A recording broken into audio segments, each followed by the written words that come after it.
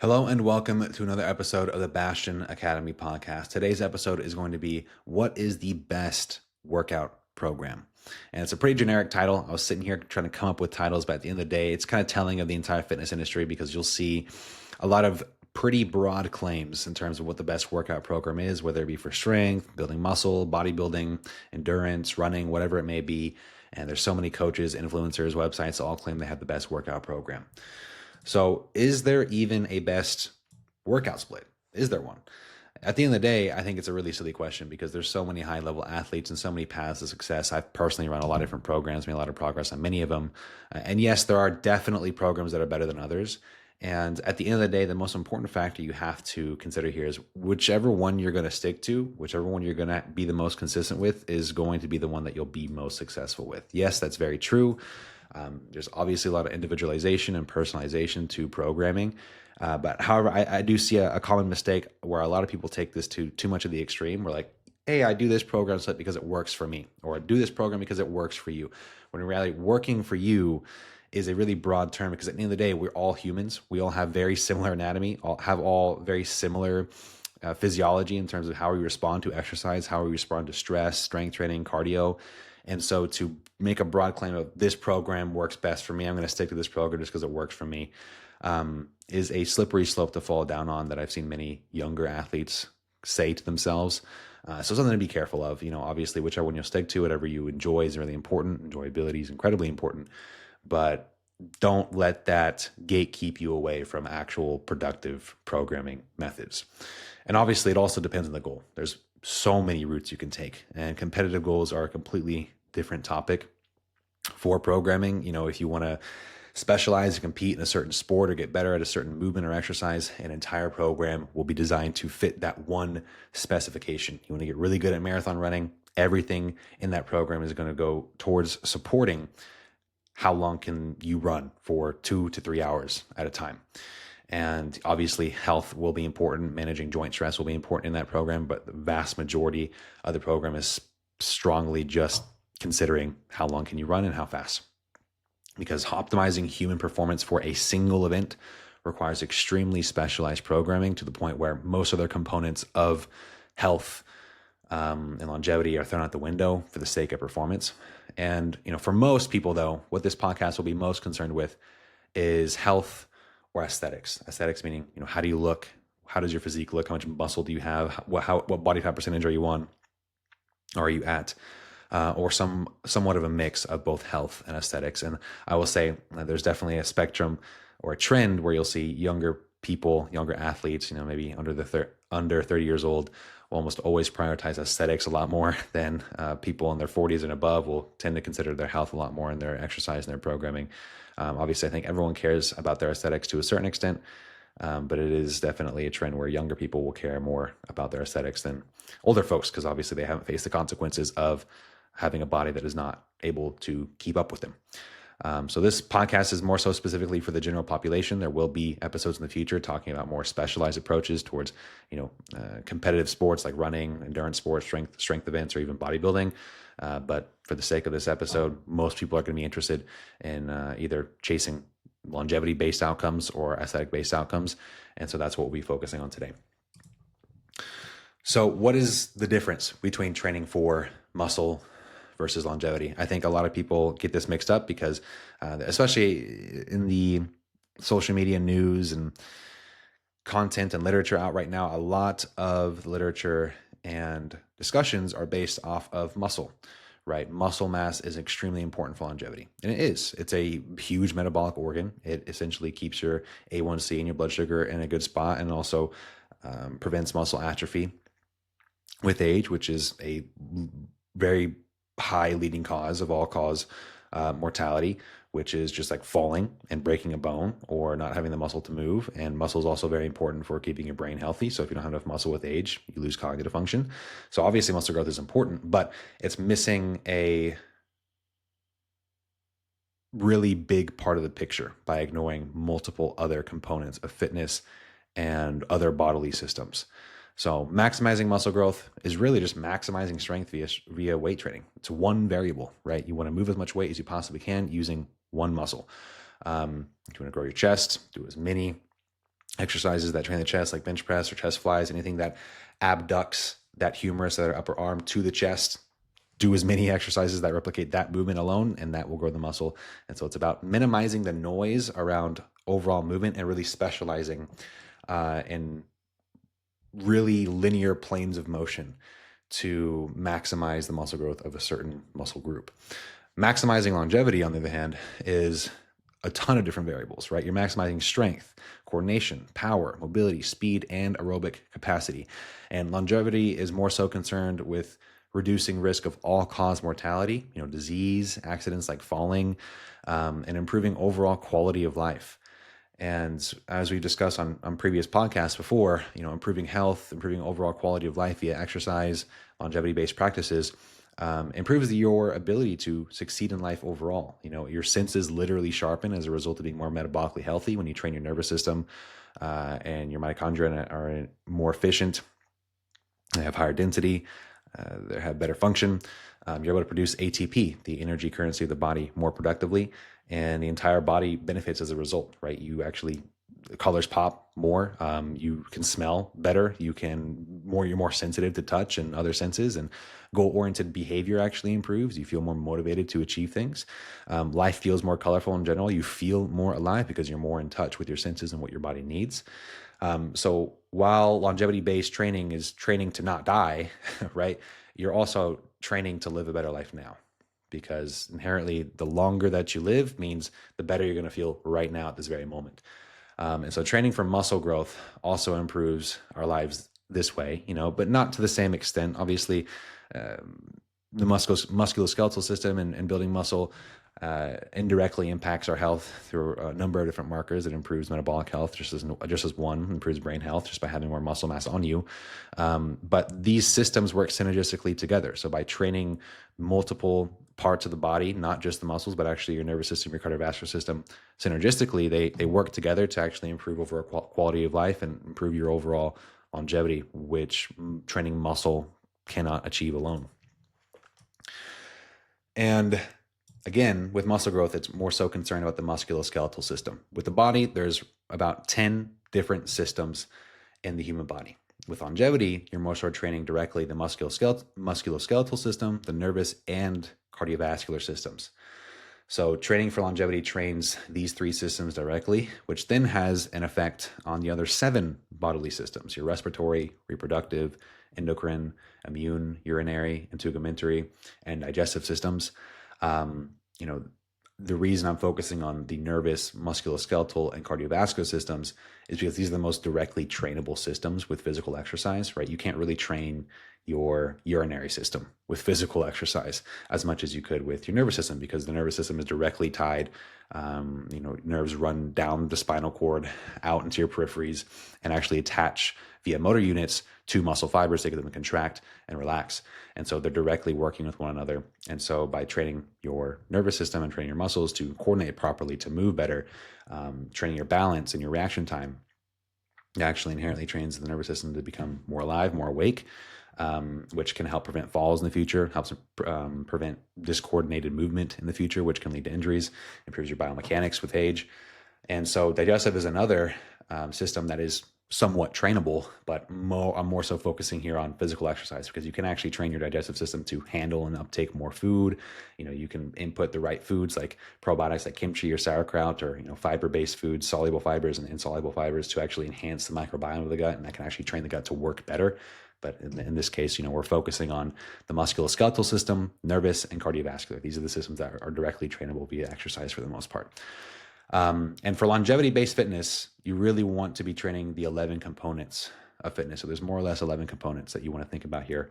Number 1 is cardiovascular endurance. 2 is strength. 3 is muscular endurance. So cardiovascular is more so with your arteries, your veins, your heart. How well is your heart distributing blood to the tissues and to cells? Muscular endurance is more so concerned with how well are the cells and mitochondria functioning at the local muscle itself, and how able is it to keep up with the movement that you're doing.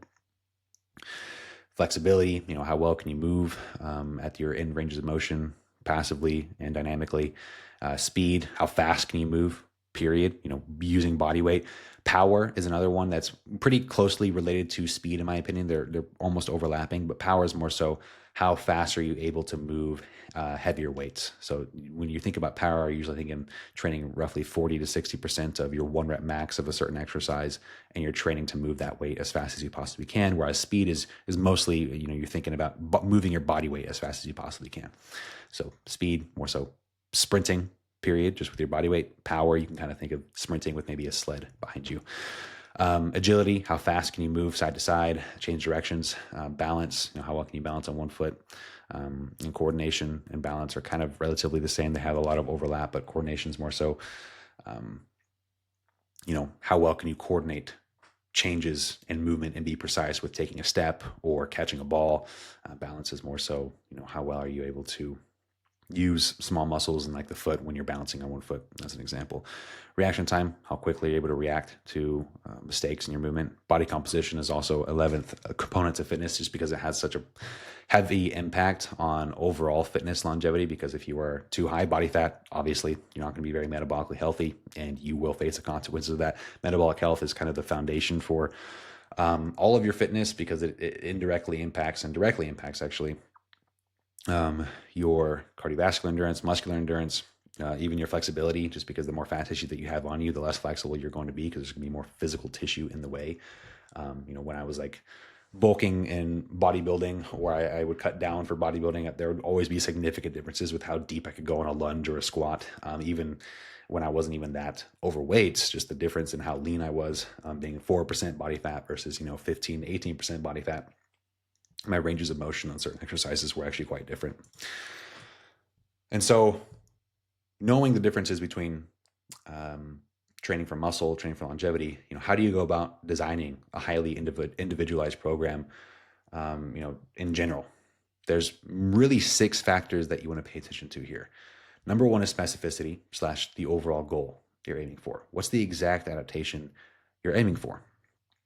Right, longevity, there's a lot of exact adaptations that you're aiming for. You're again working with the musculoskeletal, the nervous, and the cardiovascular system. You're training your power, your speed, your mobility, your aerobic capacity, your strength. And so you have to keep in mind that when you're working towards multiple goals like that at one time, you're going to make slower progress toward each goal at the same time, because energetically the body is a very fragile system. And if you are working towards multiple different goals that train different systems at the same time, there's only so much energy your body can allocate to each system at once to improve on them. So there's a lot of different methods of programming where you train in blocks. This has been a really popular method of programming in a lot of sports performance research, where you train speed for maybe a 3-month block, and then you train hypertrophy for a 3-month block. You train strength for a 3-month block. That's called block periodization. I personally am not a very big fan of that, because I want to be able to access all of my components of fitness equally across the year. I don't like specializing and then maintaining and then switching my training up. Plus, it's just a big headache to switch your training up that often all of the time, because you're training big components, big variables. You're training every 1 to 3 months, really. So outside of the first factor, specificity or goal, which is the most important one, obviously, is the frequency or distribution. How often can you actually train? Ideally, for any adaptation you're seeking, say muscle growth as an example, you want to train it at least 2 to 3 times per week to progress that variable pretty heavily. You can start training 1 time per week for a certain adaptation like muscle growth, but for the most of the time, it's only really going to get you to that beginner intermediate stage of fitness. It's good for baseline fitness. It's not great for progressing fitness very heavily in a short time frame, especially as you get more advanced. 1 time a week will only really maintain your fitness after the first 3 to 6 months of consistent training. And you could even argue that for frequency, you would actually want to train upwards of 5 to 7 times per week in certain circumstances, although it's very rare. Any sort of exercise that require a lot of technical expertise, think Olympic lifts like snatches or power cleans, things that require a lot of technical oversight and coordination and practice, you often can benefit from training that almost every single day, as long as you're not training to failure and taxing your body and fatiguing your body too much if you're training just a skill-based movement.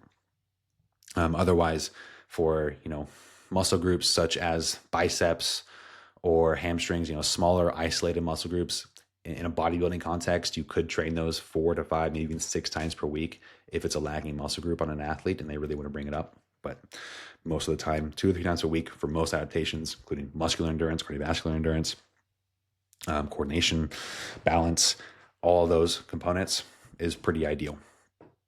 Third factor you want to pay attention to when designing a program is work capacity. How often can you train with quality effort and recover? Just because you can train a certain number of days per week does not mean you should, right? There are very general guidelines for most people that work really, really well to determine how often you can train with quality effort and recover.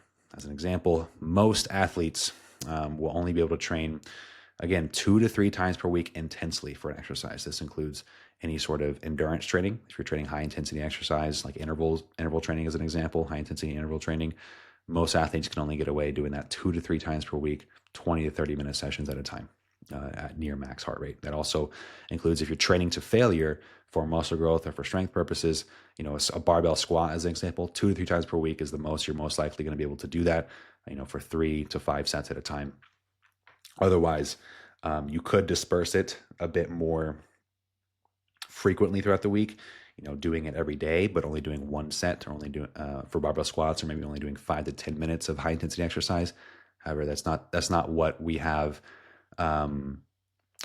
in the research or literature at this point. Most people have not kind of gone down that path to experiment if there's really much more benefit than simply having more volume on 2 to 3 days a week versus shorter bursts of volume every single day of the week. From my experience, I think 2 to 3 times per week is often best, and that's where most people fall in terms of work capacity.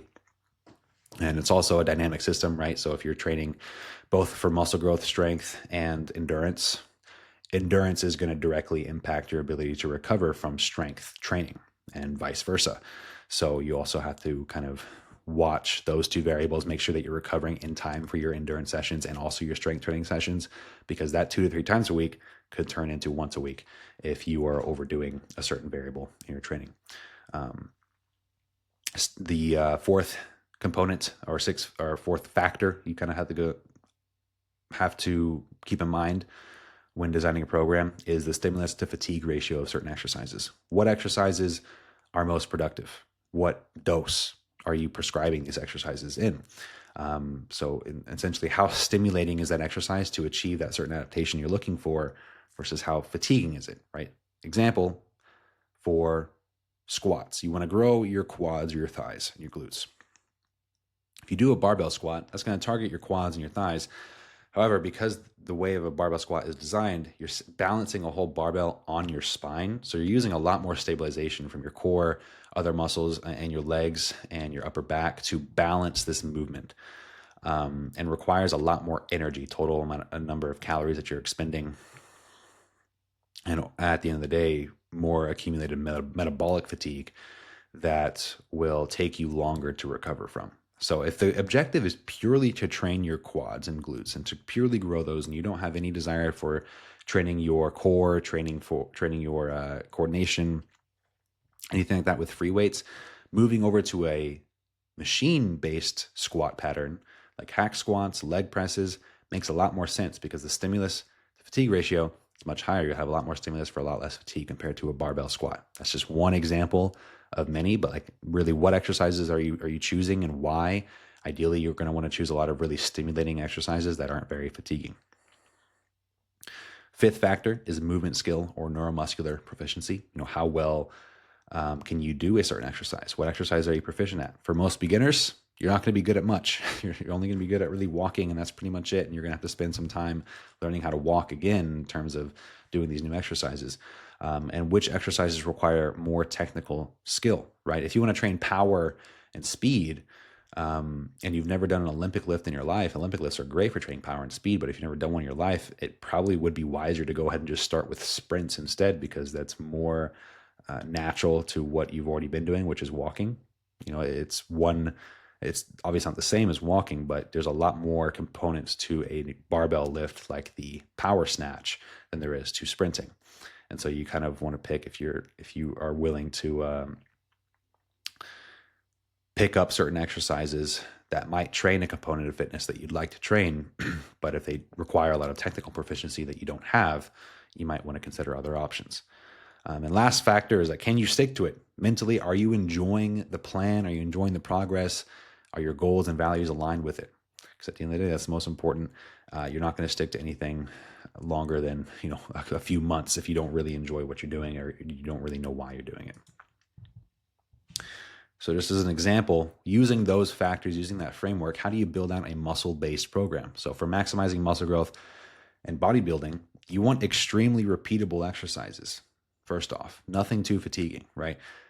A purely hypertrophy-based program will be mostly concerned with working with a ton of machines, right? You don't want to do free mates too often because, again, it requires a lot more stability work. It requires more energy. It's more taxing on the body. And so ideally, if you can take that stabilizing component out of the exercise and focus on simply training in very linear planes of motion to train a certain muscle group, that is best. Because you want to hit that one muscle group hard. You don't want to worry about other muscle groups kind of creating more noise for you. So specific goals to grow muscle: look better, right? Hit desired muscles at least twice per week. I highly recommend at least twice per week, especially if you're not a beginner, because at the end of the day, frequency is very, very important for training adaptations. You can kind of think of exercise as a diminishing returns graph, especially on one certain day. If you do 1 set, 2 sets, 3 sets, that the line on that graph slowly starts to plateau in terms of the stimulus that you're getting from each subsequent set. And so if you think about it, I would much rather do 3 sets 3 times per week on different days rather than 9 sets on one day. That'd be a lot more productive because you have more quality sets. For the rep range for a bodybuilding program, typically want to stay in the 5 to 12 rep range. There's not a ton of benefit to training under 5 reps if you're training specifically for bodybuilding, growing muscle, because at the end of the day, it's a volume game. How much quality volume can you get in a certain program to grow a certain muscle group? So you want the most amount of sets times reps times weight as you possibly can. The more sets times weight times reps times weight, that equation comes out to some sort of number in pounds. So say you want to squat a total of 10,000 pounds on squats across the week. That's sets times reps times weight. You ideally want that to be at a certain threshold that will cause that muscle to grow, right? Enough volume for that muscle to grow. And if you think about it, if you do only 1 to 4 rep sets, the amount of sets that you have to do at 1 to 4 reps is quite high to match the amount of volume you would get from just simply doing 8 to 12 reps. You usually only have to do like 3 to 4 sets, 8 to 12 reps to get enough volume to stimulate a muscle to grow, whereas you probably have to do 5, maybe even 10 sets in the 1 to 4 rep range if you want to use that method of training, which is a lot of time because it requires 2 to 3 minute rests in between each set. And then for bodybuilding programming, again, low impact, high stimulus to fatigue ratio exercises like machines are phenomenal because you don't want a lot of high impact in your joints. You want to reduce the amount of actual muscle tissue damage as possible so that you can show up in the gym the next day or 2 days later and immediately train hard again. And then also exercises that don't require high movement skill. Ideally for bodybuilding, you don't want to have any sort of exercises that challenge your coordination whatsoever. You just want to pick a muscle, hit it hard, and leave, right? You don't want to worry about coordination. You don't want to worry about balance, agility, none of that. Purely about strength training, purely about getting that muscle to grow as much as you possibly can. And at the end of the day, what makes a muscle grow? Mechanical tension, metabolic stress, muscle damage, and mechanical tension is the king of those 3 components that make a muscle grow. Mechanical tension is the amount of actual physical tension that muscle experiences, how much it's being kind of quote unquote ripped apart by the weight or the movement that you're doing. Because the mechanosensors within that muscle cell or muscle fiber will then detect that tension and release growth factors and upregulate gene expression to create protein synthesis and add more muscle tissue at the end of the day. Metabolic stress and muscle damage also do contribute a little bit, but it's not by much. Supportive, low-stress cardio to improve work capacity. That's also very important for maximizing muscle growth and building a good bodybuilding program. Is you don't want to be completely sedentary outside of the gym. It's important to have some sort of aerobic capacity, aerobic base to support your metabolic health, because the more metabolically healthy you are, the more responsive you will be to exercise, and the more responsive your body will be to taking protein and carbohydrates, and you'll be more insulin sensitive so that your body actually partitions nutrients into muscle cells for growth more efficiently. So some amount of cardiovascular work is very, very favorable for bodybuilding, even though a lot of people will tend to avoid it because they're afraid of it ruining their gains necessarily, which I think is a myth that is somewhat dying off recently. And how do you build out a longevity-based program? So for maximizing health and longevity, specific goals here, a lot more variables to play with than simply build muscle, look better. It's to grow muscle, it's to train the cardiovascular system, to coordinate nervous system. And so you need to train each fitness component, the 11 that we discussed, at least once per week, ideally. And the rep range here is really going to be 1 to 15 reps. You could even go up as high as 30 reps in some cases and still get benefit from here, depending on what adaptation you're chasing. If you want to chase muscular endurance, upwards of 30 reps can be good for that. You also want to train both low and high impact exercises, not just low impact such as in bodybuilding, because high impact exercises like jumping or sprinting that places a lot of stress on your joints, bones, is actually great for bone remodeling and tendon remodeling. This helps stiffen tendons, stiffen bones, so that you actually have denser bone mass with age, which makes you a more resilient human, makes your bone structure more resilient to injuries and falls. And high and low stimulus to fatigue ratio exercises, right? You don't just want straight up machines. Barbell squats will become useful because, you also, yes, you're concerned with building muscle, but at the same time, you're also concerned about building your coordination up and teaching your body the ability to coordinate movement and stabilize and balance a heavy barbell on your back. And yes, that might be a lower stimulus to fatigue ratio exercise for one specific fitness component. You're not really training coordination directly, right? You're not really training balance directly. You're not really training muscle growth directly with a barbell squat, but you are training all of them relatively indirectly. So they're all, more or less kind of low stimulus to fatigue ratio exercises, but that one barbell squat accomplishes a lot more in terms of training each fitness component rather than only doing a leg press. And of course, you're going to want a lot more diverse equipment throughout your week and your exercise program when you're training for health longevity, because at the end of the day, what determines your health with age is not so much how fast you are or how strong you are in a certain exercise, but it's how well can you do a wide variety of movements and exercises relatively well. Can you sprint? Can you jump? Can you do a squat? Can you do a lunge? Can you do push-ups? Can you do a handstand?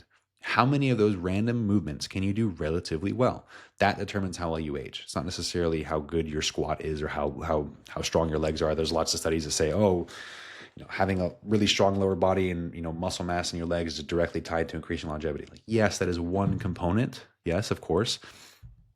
But again, the body is a very complex, dynamic system, and all the systems work synergistically together to improve your longevity. So while some of those components might be more important than another, for example, I would say muscle mass is arguably a little bit more important than being extremely well coordinated at the end of the day. But if you have zero coordination, all muscle mass, I'd much rather you be having moderate amounts of muscle mass and moderate amounts of coordination rather than pure muscle mass, zero coordination. And for maximizing health and longevity, exercises that require high and low movement skills are also preferred. So think of like an Olympic lifting again, power snatches, power cleans. Yeah, takes a lot of technical proficiency and coordination to learn that exercise, but that's what keeps cognitive function active with age, learning new skills and learning how to use your body in different contexts.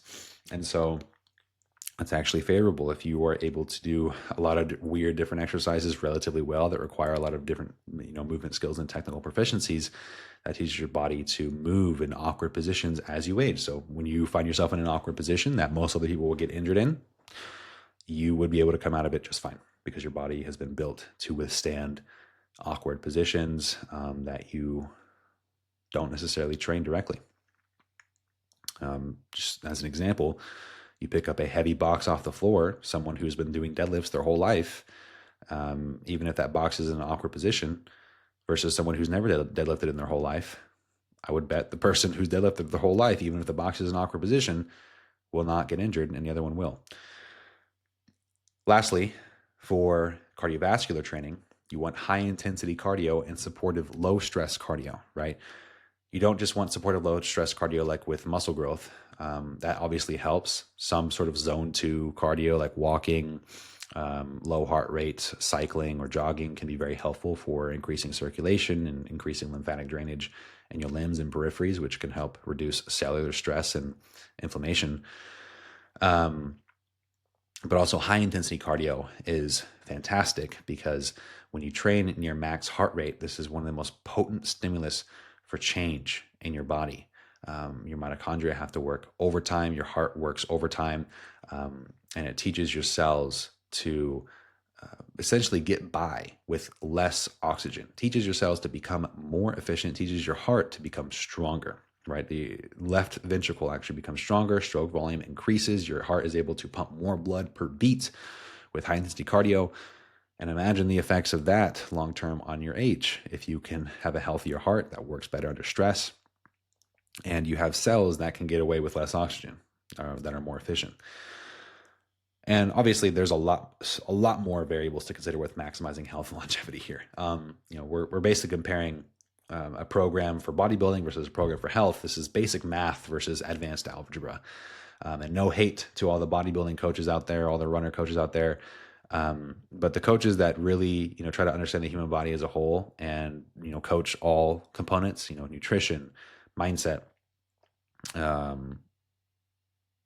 exercise, all components, endurance, coordination, reaction time, balance, strength. They are dealing with a lot more variables, and being strictly a bodybuilding coach, strictly a runner coach, while it can be impressive, you can definitely have some really impressive outcomes by focusing on one specialty like that for a long time. It is by no means as complicated or as impressive, in my opinion, than someone who knows how to manipulate all of these variables at once to get the human body to progress. It's incredibly difficult, right? Because again, with bodybuilding, you're concerned about going to the gym 4 to 5 times per week and then adding in some zone 2 cardio. That's it.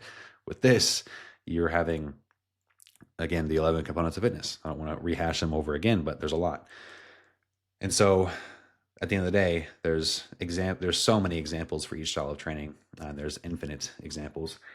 Health, longevity, and muscle growth are just 2 examples. You can also train for specifically just endurance. You can specifically train just to get better mobility. You can train to get better at darts. It's completely different across the board for every adaptation you're looking for.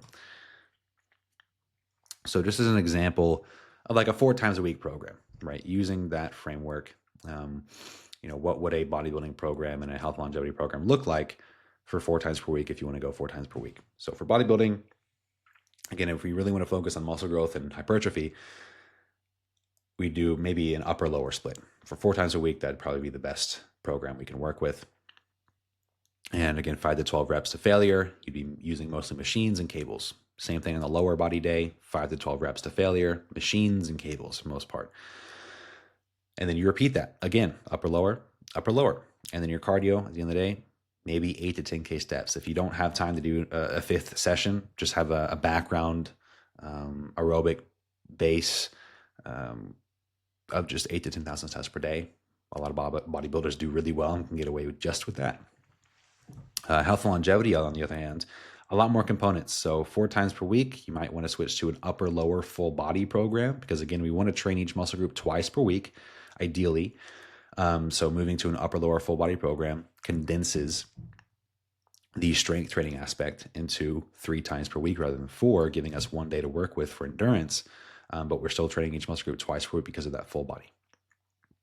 So for upper, you would train anywhere from 1 to 15 reps, free weights, body weight, and machines, the whole shebang, all different types of equipment to kind of balance accordingly, because you still might want to use machines in a health longevity program for something like squats. Reason being is if you're already doing a lot of sprinting and a lot of lunge-based movements, you're doing a lot of running, your legs are getting hammered. And also your nervous system is getting hammered from that amount of work.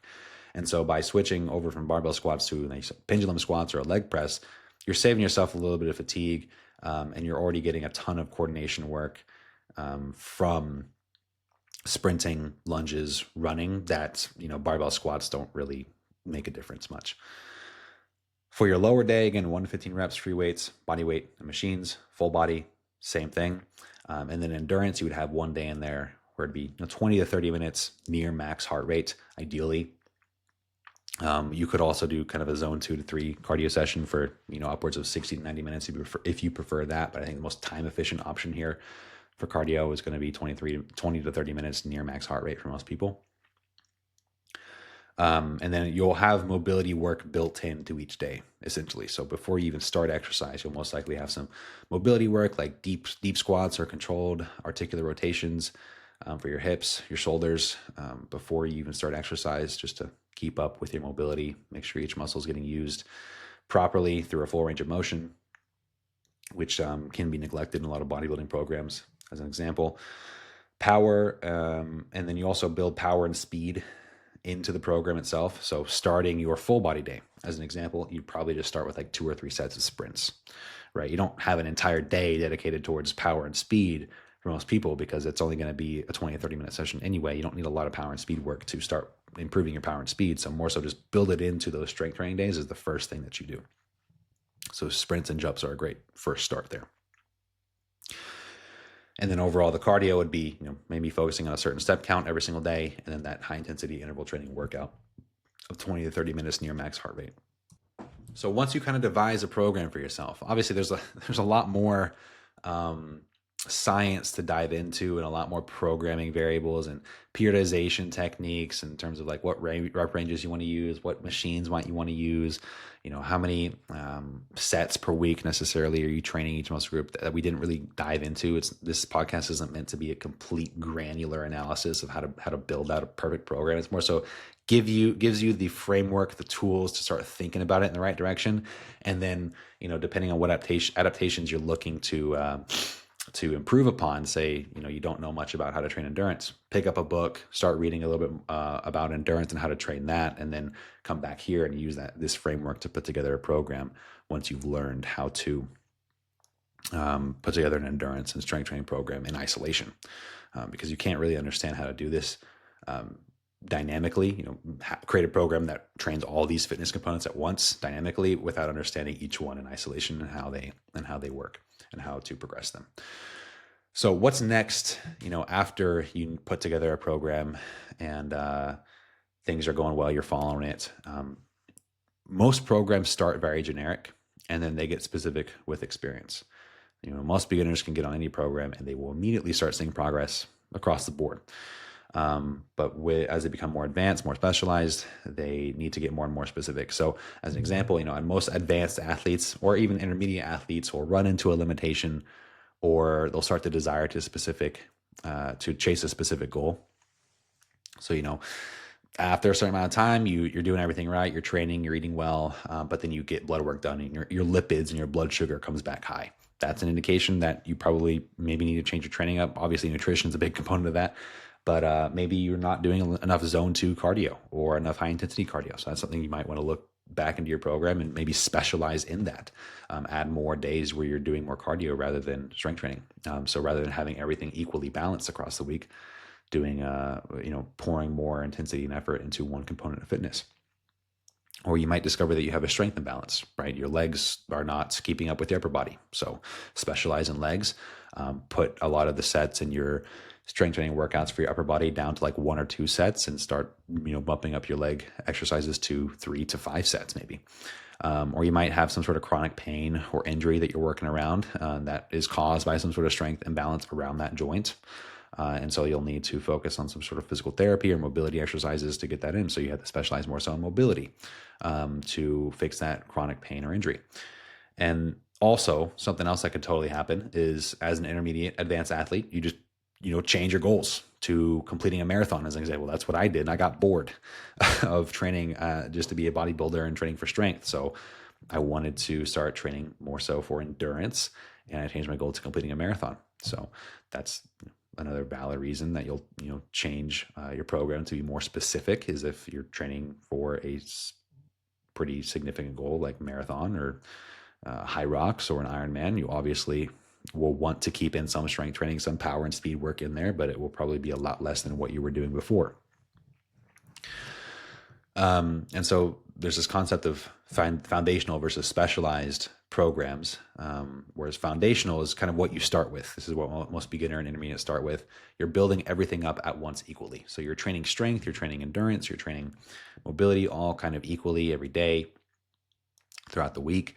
And that's great. That'll get most people where they want to be 99% of the time.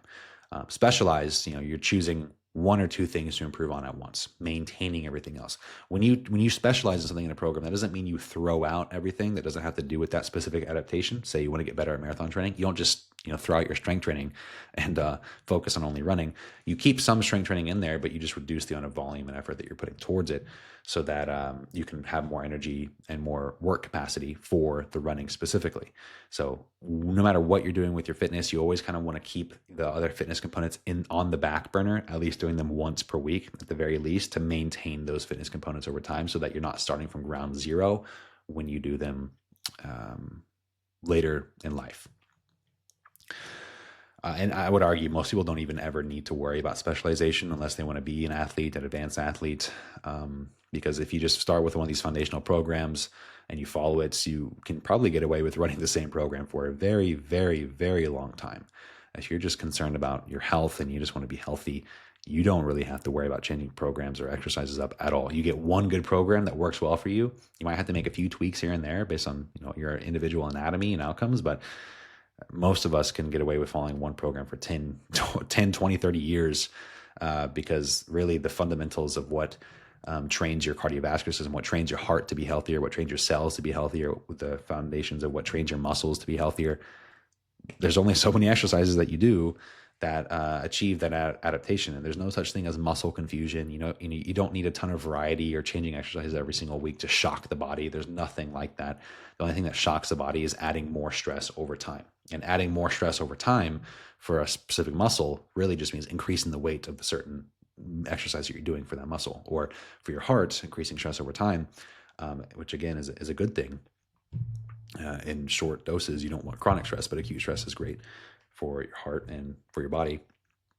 But increasing stress over time for your heart would just look like increasing the amount of minutes per week you're spending in high intensity exercise or near max heart rate. So at the end of the day, specializing in a bodybuilding program might look like, if you really want to specialize in your arms, those are kind of a lagging body part for you. Maybe start increasing the number of sets that you're doing per week to 15 to 30 sets per week for biceps, triceps, shoulders. Reduce the sets per week that you're doing for your legs, your chest, back, down to only maybe 5 to 10 sets per week. Because again, if you try and progress everything all at once energetically, that is not physiologically possible for most people unless you're enhanced, unless you're on enormous amounts of TRT, steroids, whatever it might be. The body can only get better at maybe one or two things very quickly at once. It can get good at a lot of things at once too, but ideally you'll pick one or two that you really want to get good at, focus on those first, and then cycle between your weak points over time.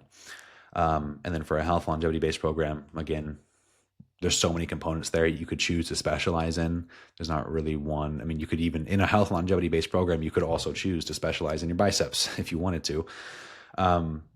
But as just another example, you see that your lipids and blood sugar, they come back high, and you haven't been doing a lot of cardio, maybe only once per week. Start bumping that up to 2, 3, 4 times per week, and start specializing more in endurance. Maybe bring your strength training days down to just 2 days, doing full body twice per week rather than 3 times per week. That could also be very helpful. So a lot more to discuss at the end of the day, but I hope this was helpful. Please like, share, and comment this on this video. Share it with your friends, share it with your family, and trying to grow this podcast as much as I can. Thank you guys for listening, and I hope you have a wonderful week. I'll see you.